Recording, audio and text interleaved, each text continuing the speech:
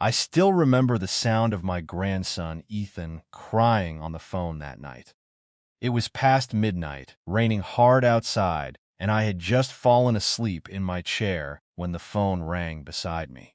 His voice was shaking so badly I almost didn't recognize him. He whispered, "Grandpa, please help me."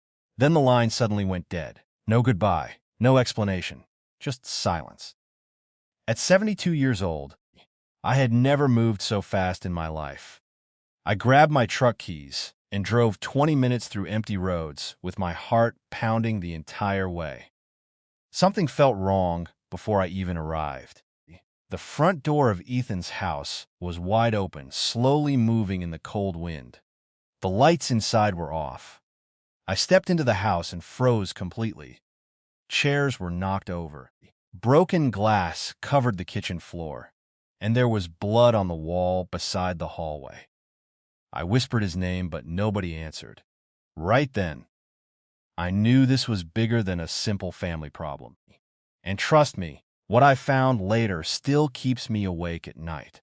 But before I tell you the truth, subscribe to the channel if you enjoy emotional real-life stories like this, because this story only gets darker from here.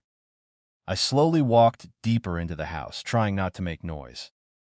The silence felt heavy, almost dangerous. Then I heard something upstairs, a slow dragging sound. My body locked up for a second, but Ethan was my grandson. I couldn't leave him there alone. I climbed the stairs carefully and noticed muddy footprints leading toward his bedroom. The door was cracked open. I pushed it slowly and found Ethan sitting on the floor beside the bed, crying with his face covered in bruises. He looked terrified. The moment he saw me, he ran into my arms like he was still a little boy again. I asked him what happened, but he could barely speak. He kept saying, "He knows everything now. He knows everything." I didn't understand what he meant.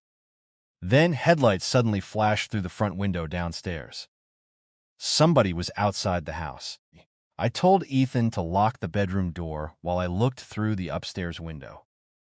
A black SUV had parked across the street with its engine still running.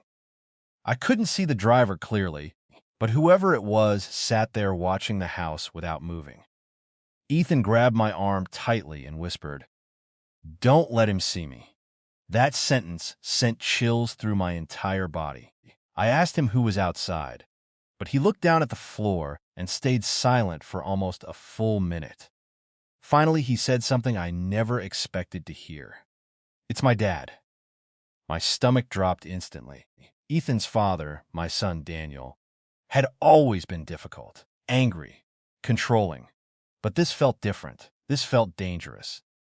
Ethan explained that earlier that night, Daniel came home drunk and accused him of stealing money from his office. The argument became violent fast. Ethan tried defending himself, but Daniel lost control completely. When Ethan threatened to call the police, Daniel smashed his phone against the wall and told him nobody would believe a confused teenager over his own father. Ethan escaped upstairs and used an old backup phone to call me. Then Daniel suddenly left the house after hearing police sirens somewhere nearby. But Ethan looked terrified for another reason, too. He finally admitted Daniel had been hiding something illegal for years. My own son had been secretly laundering money through his business. Ethan accidentally discovered documents proving everything. That's why Daniel snapped. He wasn't just angry, he was scared. And now we both knew too much. Downstairs, the front door suddenly slammed shut by itself. Ethan jumped so hard he nearly screamed. Then we heard footsteps moving slowly through the house below us. Somebody had come back inside. Every survival instinct in my body told me to grab Ethan and run, but the footsteps downstairs stopped directly beneath us. Then came silence again, heavy silence, the kind that makes your chest tighten. Ethan whispered that there was a back staircase leading through the laundry room downstairs. We slowly opened the bedroom door and moved quietly into the hallway. Every floorboard sounded louder than thunder. Halfway to the stairs, I heard Daniel's voice from below. Calm, cold. Dad, I know you're here. Hearing my own son speak like that terrified me more than I can explain. Ethan started shaking beside me. Daniel continued talking while walking slowly through the living room downstairs. You shouldn't have come tonight. I looked over the railing and finally saw him standing there, holding a flashlight in one hand and a handgun in the other. My blood turned cold instantly. Daniel looked completely different from the son I raised. His eyes looked empty, like he'd already crossed a line he could never come back from. He said the police could never find those financial records because Ethan hid them somewhere only he knew. Then he said something that made me sick to my stomach. If Ethan disappears tonight, this problem disappears too. At that moment, I realized my grandson was truly in danger. I quickly pushed Ethan toward the back staircase while I purposely knocked over Ethan upstairs to the street. A crash echoed through the house. Daniel ran toward the sound while Ethan and I rushed downstairs through the laundry room exit. Rain hit our faces hard the second we stepped outside. We ran toward my truck, parked near the curb, but Daniel suddenly appeared behind us, yelling Ethan's name. I shoved my grandson into the truck and locked the doors, while Daniel grabbed my jacket sleeve. For a second, we just stared at each other in the rain, father and son. But I barely recognized the man standing in front of me anymore. Then police sirens exploded down the street. Daniel released my arm immediately and took off, running into the darkness before officers reached the house. The police searched for Daniel all night, but he disappeared before they could catch him. Ethan stayed with me after that. For weeks, he barely slept. Every sound outside made him panic.